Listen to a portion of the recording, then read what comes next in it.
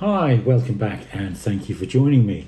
So today I'm actually going to return to a subject that we've covered a couple of times recently, and they are these fantastic Miles Davis Quintet recordings that he did for Prestige back in the mid-50s. So I've already covered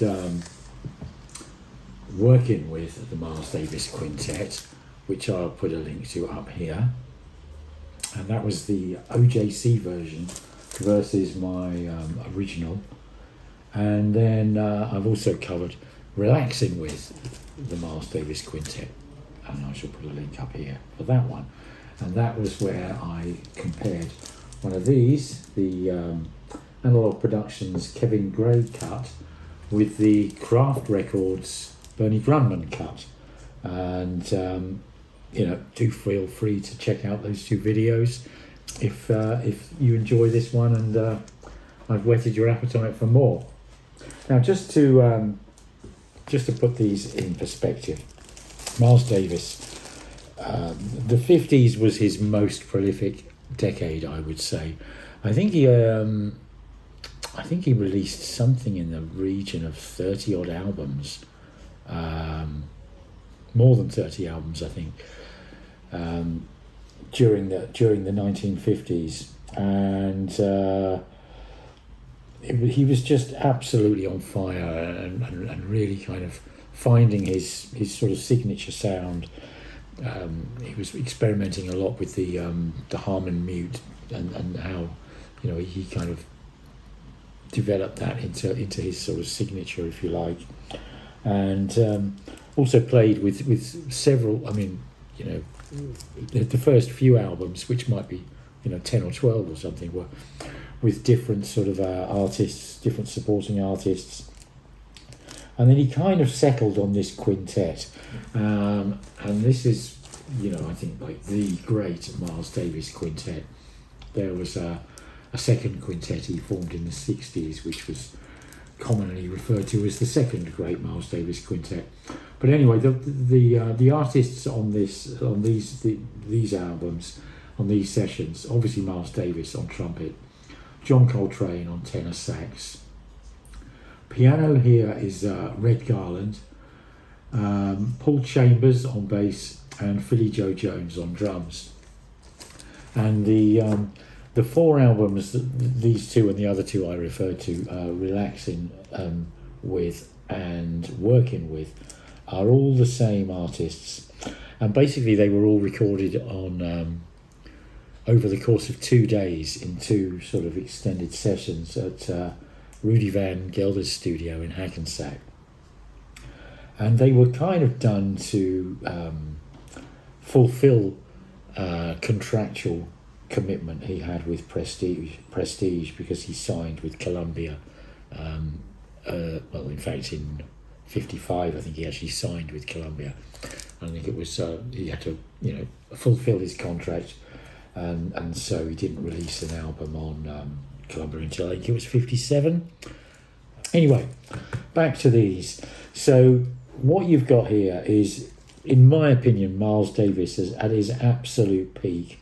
Bear in mind he recorded around 30 odd albums, more than 30 albums in the 50s, and sort of 20 odd in the 60s, and many in the 70s and even into the 80s. So a heck of a prolific artist. I think he's probably recorded released about 200 albums, including compilations, live albums, etc. So really quite something. But this, for me, is his key era. It's absolutely stunning. And one of the things about this era of Miles is he was really he was kind of experimenting with space, I think, and the atmosphere and the spaciousness, and that's not just in a landscape kind of geographical type of spaciousness. It's in a sort of a temporal thing. So he'll blow a note, or the the bass player will plug a note or whatever, and then there's this sort of pause before he plays another note, kind of thing. And it's just, everything's quite sparse. It's not sort of jazz that's just really frenetic and really in your face and a bit hectic. It's just it's kind of pensive and meditative and, you know, incredibly melodic and tuneful. But he'll play a note just to put you into some sort of spiritual state, if you like, and then just for a moment or two you'll be held there to sort of really relish in it and enjoy that space, and then on to the next note. And this is just a way he constructed music and cradled your emotions and took you on a journey that's you know, pretty much beyond what any other musician ever quite achieved, I think. And you know, that's what makes Miles Davis, for me, one of the greatest musicians ever to live. Anyway, getting back to these particular albums. So the 4-album series that I talked about, you know, Cookin, Relaxing, Working, Steamin', that's the order they came out. Cookin was the first one, and that was released in July 57. As I say, they were all recorded in 2 sessions in 1956, May the 11th and October the 26th. So Cookin is just, you know, it's the first. I absolutely love the cover, as you can see. I've got a T-shirt of the same, and it's just a fantastic album. Now, these were first released by Analogue Productions about 10 years ago, I think, and they were cut by Kevin Gray from the original master tapes. And I think the first issue was probably pressed at RTI, but very fortunately, after about a 10-year wait, they're back in production. And these are pressed on 180 gram vinyl at QRP. Now, QRP is Analogue Productions' own vinyl pressing plant, and honestly, in my opinion, it eclipses even RTI or any of the other pressing plants, for that matter. I genuinely think they are the number one pressing plant. They've their attention to detail, the care that they take to make things, I believe, is second to none. So, you know, a QRP pressed record from the master tape, cut by Kevin Gray, is just, you know, of this music, is just something worth having. It really, really, really is. And I think the retail price on these is $40. So by the time I've imported them to the UK, you know, there's some hellish shipping charges and duty charges thanks to Brexit and all the rest of it. So I couldn't tell you how much these cost me, but maybe about 60 quid each, something like that. But even so, that's for what you're getting, it's a heck of a bargain price. So you can see it's you know, beautifully presented, beautifully pressed. You come in these lovely QRP anti-static archival quality covers, and the that's the shrink wrap. But if you look at the artwork, the thickness of the cover, I believe these are probably made by Stoughton, these jackets, but they really are solid, beautifully printed. This is something to buy and absolutely love. There's some advertising stuff in here, for other Acoustic Sounds releases, but it's it's a fantastic release of a fantastic album. Now, let me just get on to what I compared this with. So here we go. This is my original first pressing, and if you look at the you look at the covers, the artwork, it just goes to show what a good job they've done of the covers here. You can see it's a little bit, the cropping is a little bit different. There's less space at the top. I would imagine the yellowing here is just age on my original. and yeah, there's nothing, really nothing to criticise. That's the back of my original, incidentally, and there's the back of the new one, and again, absolutely, nothing to complain about. So my original, it's not mint. I would say it's VG plus, an easy VG plus. I don't know if you can see that, but there's nothing audiophile about this. This is just the original pressing from 1957 as released.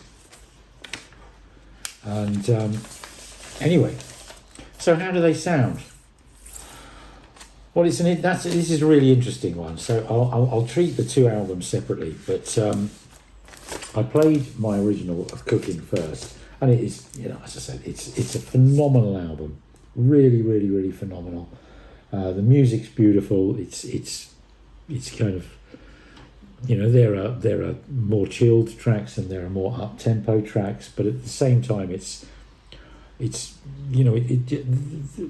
the pacing, the melodies, the emotional state it puts you into is just fantastic. And the original, it's my reference copy. So then we put on the reissue, and there's a couple of things that are, I've just got a few notes here, there's a couple of things which are really quite apparent. I mean, obviously, first of all, it's a modern sort of audiophile pressing, pressed on very, very high quality vinyl. So the background is silent in comparison. And there is more detail, and I would say there is a touch more dynamic range. I think the original was obviously compressed slightly more to be played on people's dance sets and the things of the era. Excuse me. But the original has, I'd say, slightly kind of more passion. It's slightly more kind of emotionally charged, and there's a little bit more energy and a little bit more urgency in it. Whereas the reissue is a little bit more kind of, I use this word quite a lot, but a little bit more forensic, a little bit more sterile, like it was, being performed in a hospital as opposed to being performed in a, 1950s jazz club with the air thick with smoke, So it's, they are, I would actually rate them about equally good, to be perfectly honest. Slightly more resolution, slightly more dynamic range, slightly more clarity in the Kevin Gray cut, versus just slightly more urgency and slightly more kind of passion, if you like, in the original. So that's Cookin. Excuse me. Now let me get on to Steamin. So here we are again. Same deal. $40. Beautiful QRP pressed record. And what is my reference? Let me just grab it here. There we go. So if we look at my original here, it's I'd say this one's VG. I think probably the Cookin's VG plus, to be honest. This one's VG. There is a little more noise in it, maybe even VG minus, to be perfectly honest. But it's still an original pressing, and it still sounds absolutely fabulous. But I think in the case of Steamin, it's the same kind of difference between the two. One's got sort of slightly more passion, slightly more presence in a way, particularly to Miles's horn, and possibly the bass. And the bass might be because they can EQ the bass flatter, for a modern audiophile pressing. But you know, the way they EQ'd it on the original gives you a sort of slightly more, it's kind of, the original sounds slightly more like you're listening down a tunnel like this, which is, you know, kind of less enjoyable, but at the same time it sort of focuses the sound into the central image and also gives that bass just a little bit more kick. But there is no question that the reissue is slightly more dynamic, considerably more detailed and open, and bearing in mind my one I would say is a VG minus. You know, the background noise it's, you know, whereas with Cookin the background noise doesn't, you know, you can't hear it during the music whatsoever. On this one you can hear it, just, you know, the occasional ticks and pops during the sort of the quieter sections, and that begins to detract from the listening experience. So, you know, if I had a Mint original, I actually think my conclusion would be the same, but you know, the original might be more enjoyable to listen to, but with this, again, it is more dynamic, it's clearer, it's just that slightly more kind of it's like it's been diluted slightly. You know, this is like the concentrated sort of you know, orange squash, if you like, and this is the diluted orange squash. It's just it's a little bit diluted, it's a little bit sort of sterile, and it's a little bit sort of forensic in its additional information. But I mean, I'm talking a real little bit here. With these, whereas I started with Cookin, I played my original first. With this, I played the Steamin, the new one first, and then went on to the original. And you know, and in each case, backwards and forwards several times. But with this Steamin, I think if I was pushed to get rid of one and just keep one of them, I would keep the new one. I would keep the new Analogue Productions Kevin Gray cuts. With Cookin, I think I would be very loath to get rid of my original, just because there is something kind of on an almost intangible emotional level which I'd find really hard to part with. But there's another issue which actually I particularly is on Cookin here, and it's on the track Blues by Five. I think it's on Blues by Five. There's I think it's about, I don't know, 5 or 6 minutes into the track, maybe 3 or 4 minutes into the track, really couldn't tell you. But it's basically when Coltrane starts his sax solo. So on the original, if you listen carefully, Coltrane comes in on the sax, and then I would say 4 or 5 seconds after he starts his solo, basically Van Gelder fades him down a little bit in the mix. And it's sort of, I mean, frankly, it sounds a little bit clumsy. I mean, of course, as soon as he's faded him down, the sound stage, then exists in its new form. So it's like it's just a sort of that was a bit of a clumsy mix, so to speak. So as soon as it's over, you know, the music continues and it's almost forgotten about, but you do notice it. On the new one, for some reason, and it may just be because the whole thing's clearer, but on the new one you notice it a heck of a lot more.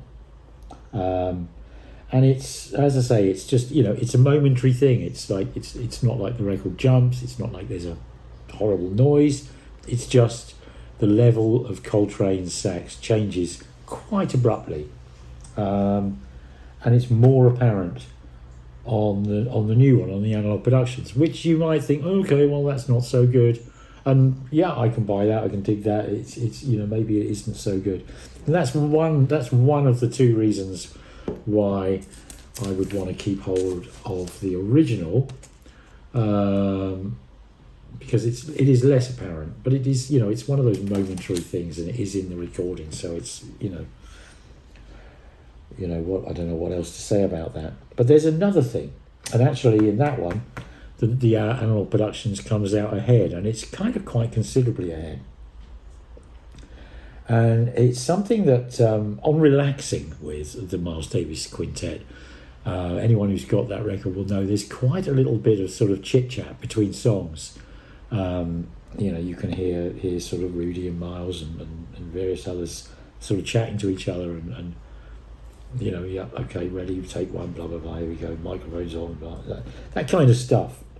And full starts to the tracks. Now, again, on Blues by Five, basically on the new one, there's a bit of chit-chat, and then they start and stop, a bit more chit-chat, and then they start again. Basically, there's a full start to the song, they kind of, you know. And that's obviously on the master tapes. And when Rudy cut this back in the day, he obviously decided to cut that out. So it just goes track one ends, track two begins. Whereas on this, track one ends, there's a bit of the magically great gifted artists chatting in the studio. They start, a couple of notes, stop, bit more chit chat, and then they start and the song continues. Now, I love that, to be perfectly honest. And even if I preferred the original in every way to this, I would probably want to keep hold of this just because that's kind of so enjoyable. But, you know, these are clearer. There is more information there. They are more dynamic. So it's a very tricky one to call and say which one is better. So I hope what I've done here is just describe to you more the differences between the two, and let you kind of you know, try and make your own judgment from that. There is another thing that's quite relevant here, of course. These, as I say, if you're in the States, these are $40. If you're in the UK, I don't know, maybe it costs you £60, £50, £60, I don't know. I looked it up on Discogs. This is probably worth £200, £300. So it's, you know, it's 6 times the price, and I would, you know, and they're very, very hard to find. So, you know, if you're new to hi-fi, if you're just collecting a Miles Davis collection, if you're getting into jazz, if you don't know these albums, I mean, if that is where you're at, you're kind of quite, you know, you're building your first record collection, and you don't know your jazz that well. You've tried some, you know, you've heard Kind of Blue and you like it, and you're thinking, oh, what else shall I get from Miles Davis? You know, go and get this. Get relaxing and get working, because they're the 4 albums. You know, the Analogue Productions ones. There's 4 albums. It'll cost you about £150 for the 4, and you have got 4 pristine records, which will go up in value. I'm almost certain of that, because between the first issue of these, like, you know, as I say, I don't know, 8-10 years ago or whatever, and these coming out, the originals had, you know, they were going for well over £100. So, you know, these are collectible and they will go up in value.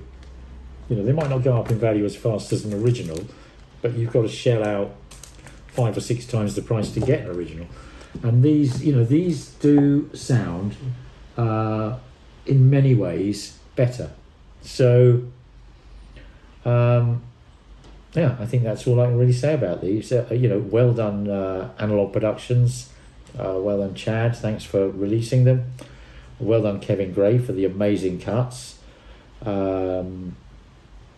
There's a couple of other albums that are done around this era, which I've mentioned before. I mean, Miles Davis and the Modern Jazz Giants was released, I think, in '59, and is about half of the album is from these same sessions, and the other half is from an earlier session, which included Thelonious Monk and others. And that's a superb album, and I've got a couple of issues of that now, but my original US is not a good copy.